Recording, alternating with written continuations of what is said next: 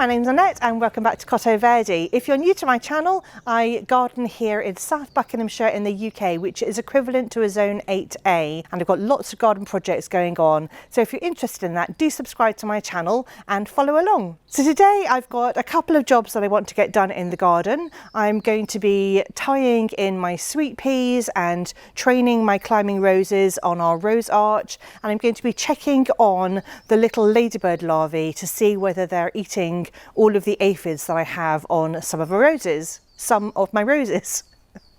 The last thing that I'm going to be doing today is feeding my roses, and I'm going to show you how I go about doing that. But you know, everyone has their own methods. This is just what I'm using this year. As with all gardening jobs, once you start doing something, then you spot something else you need to do. So I'm just going to show you, it's kind of vlog style, what I'm doing today. So let's get cracking.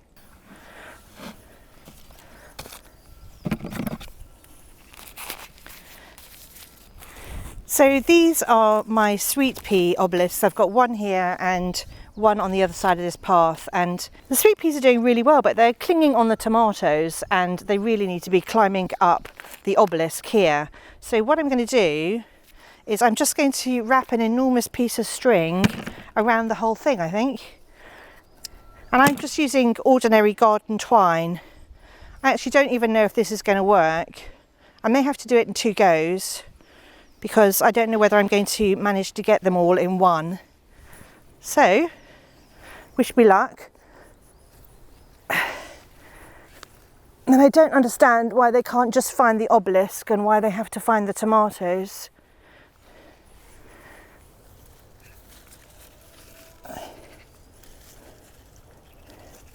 Come on, sweet peas. So I'm just literally tying a knot, and then I'm going to wrap it around the obelisk. So I don't know if you know this, but the more sweet peas you cut, the more flowers you're going to get. I'm actually going to tie in a couple of these other strands here. I mean, they should just be clinging to the obelisk. I don't understand why they've decided that. They want to stretch their wings. So what I like to do with the tomatoes is I like to have spare strings hanging around on the canes, because that way when I'm wandering around the garden in the evening or during the day and I spot that something needs tying in, I don't have to go off and get my string to do it. I've just got little bits of string here already so that I can tie them in. And I'm going to put these on here for next time when I need to tie something in there. Look at these snapdragons, they're so fun. These are purple twist and they're kind of cool. I wasn't convinced I was going to love them, but I do love them. They're really sweet. Just gather them up. This is not the best way to do it, by the way. You should tie them in a lot more regularly, but as with most things in gardening, we don't always get round to it, do we? Right, well, it's a bit better. I think I can improve it still. I mean, I provide something for them to climb on. I don't understand why they don't just use it. Right, what I'm going to do is go and get a little vase and then cut some of my sweet peas.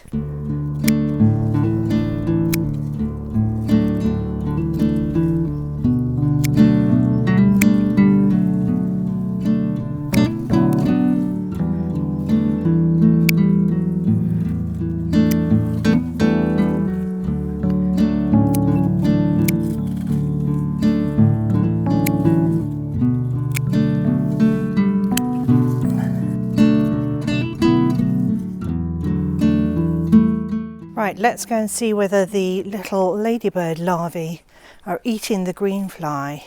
I think it's worked. So the ladybird larvae that I got didn't come with the little cotton sacks. I don't know why.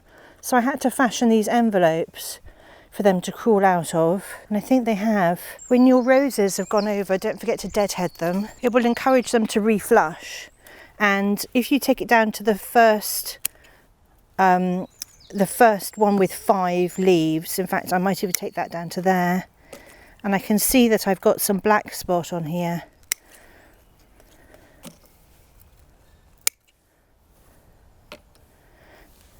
But I'm just going to take these all down. So I don't think there are any green fly left, it's just like the white sticky stuff, and I can see a little ladybird larvae there. Let me get you in closer. There is one, and up there, that black thing up there, that's another ladybird larvae. They've been munching away anyway. So even if you're deadheading something that's got black spot, then don't put that on your compost, because you don't want to spread the black spot. You want, and in fact the best thing to do is just to take all the black spot off. Sorry, what I was saying was, don't put your deadheads, if it's got black spot, don't put it on your compost, because that will spread the fungal disease, and you really want to make sure you don't do that. So burn it or bin it or something like that. It does look a bit silly having all the white envelopes here, but I'm guessing that they'll all have crawled out in a day or two, and I can take them off. But I'm really enjoying these. These are the Queen of Sweden roses, and I really love the way this 9 bark at the back sets off the colour, and in fact the blossom on that 9 bark was practically the same colour as the Queen of Sweden roses. So this is one of my new roses coming out today, and this one is Pride and Prejudice. It's gorgeous, really soft apricot colour in bud, but what I'm doing here is I'm just going to deadhead the ranunculus, which are definitely going over in this heat. It's been so hot. Got black fly attacking my dahlias. Why is that? Why? I wonder if those ladybird larvae are going to eat the black fly. That is so annoying. I have no idea why they're deciding to do that. Just unplug the charger.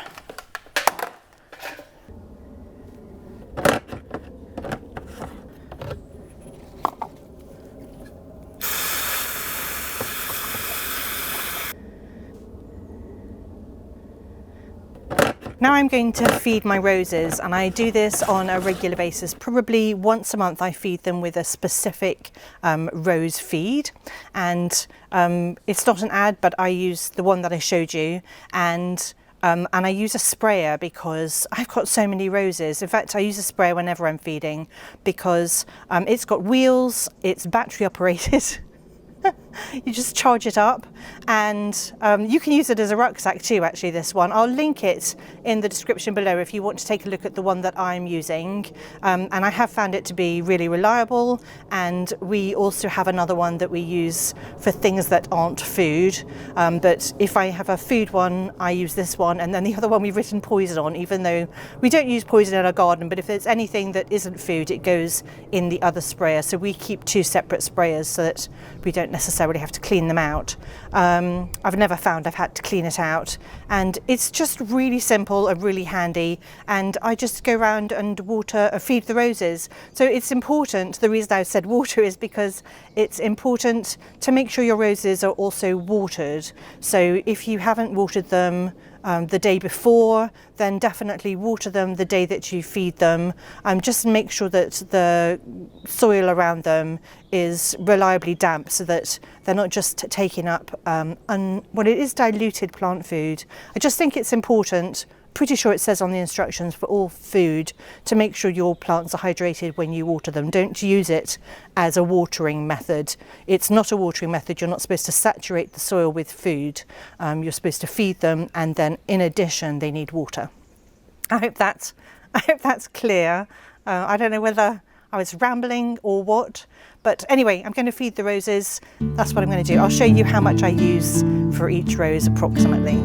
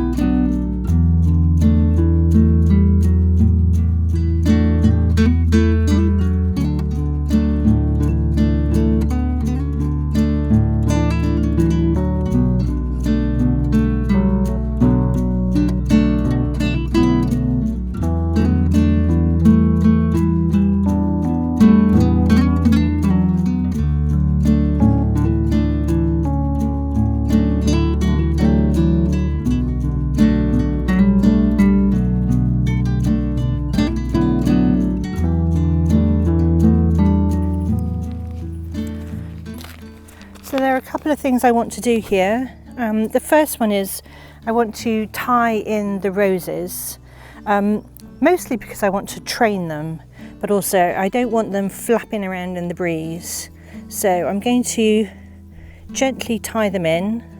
I do a figure of 8 and then I just tie them on like that.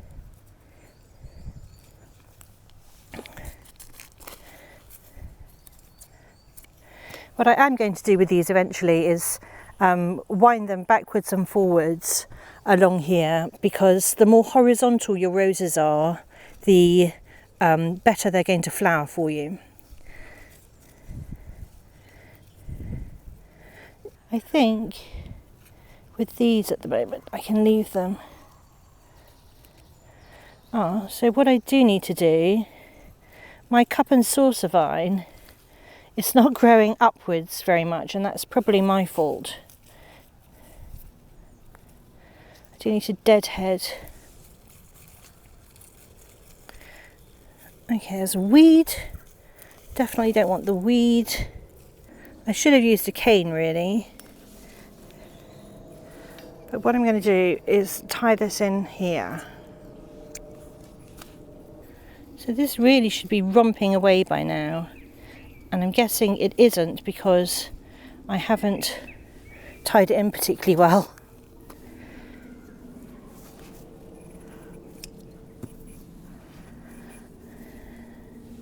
So I'm going to provide a support for it here.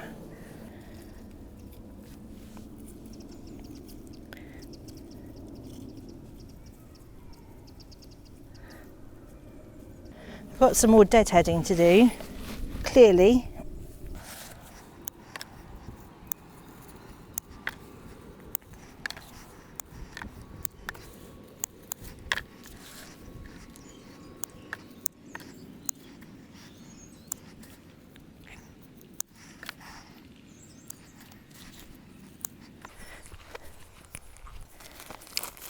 Then I have another climber over this side that's doing really well.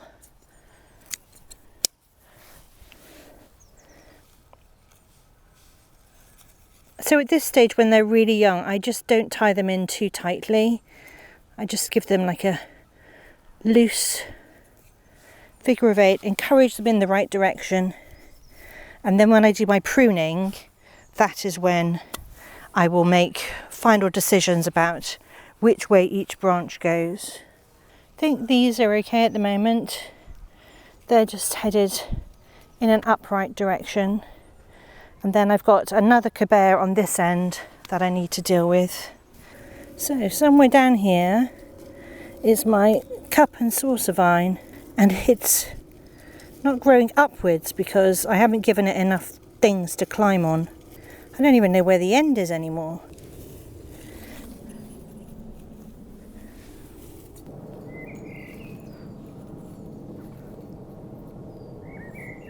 And I have another end here. I don't know where my ladybird larvae went, but I don't seem to have any more green fly.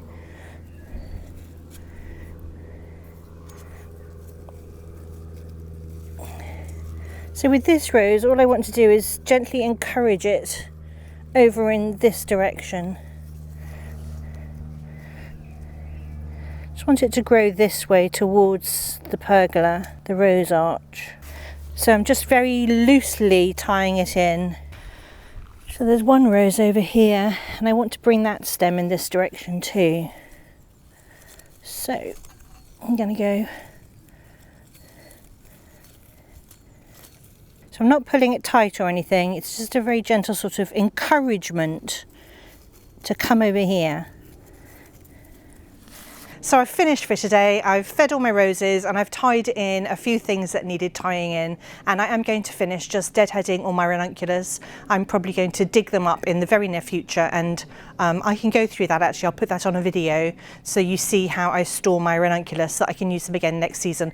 All of my ranunculus this year have been from previous year's corms. I didn't buy any new corms this year, and my stock is just multiplying, because they do. And actually I'm really enjoying just having ranunculus in the garden. So as I said, if you're interested in the spray that I was using, I'm putting an affiliate link in the description below. It doesn't cost you any more to click on the link, but I do get tiny little bits of money if you're interested in using the sprayer. I really like this particular sprayer because I can wheel it around, and so it saves my back. I have a bad back, and so this really helps me. I don't think I'm ever going to use it as a rucksack, like a carry-on, but Richard has tried doing that in the past, but actually because it's got wheels, I think we just find it easier with wheels. And I just love the fact that it's battery powered. It seems to last quite a long time before we have to charge it up again. I do charge it when I know I'm about to do a feed. I charge it the night before, and I just find that really easy. So also do stay on top of your deadheading, because it definitely creates a second flush. You'll get more blooms that way. So deadhead your roses. You can either just snap the hip off, or you can take it down to the first leaf that has 5 little leaves on it. That's a sort of classic way to deadhead a rose, and then you'll get more blooms later. This obviously only works on the roses that rebloom. Anyway, I really hope you've enjoyed this video today, just pottering around in the garden with me. And if you have, then do give this video a like, because it really helps me and tells YouTube to show it to other people, and I would really appreciate it. And do subscribe if you want to see more videos like this from me. Anyway, thank you so much for watching, and I'll see you all next time. So disorganised. Oh. Ow, ow, ow. So this is a little escapee, and it's attacking my, I may have just broken it. It's attacking my snapdragons. Get off my snapdragons. Get off my snapdragons. That'll teach me for planting them so closely. I think I might need to tie those in. Hi everyone, my name's Annette and welcome back to Cotto Verde. Today I've got some, just fiddling with my microphone. Hang on a second.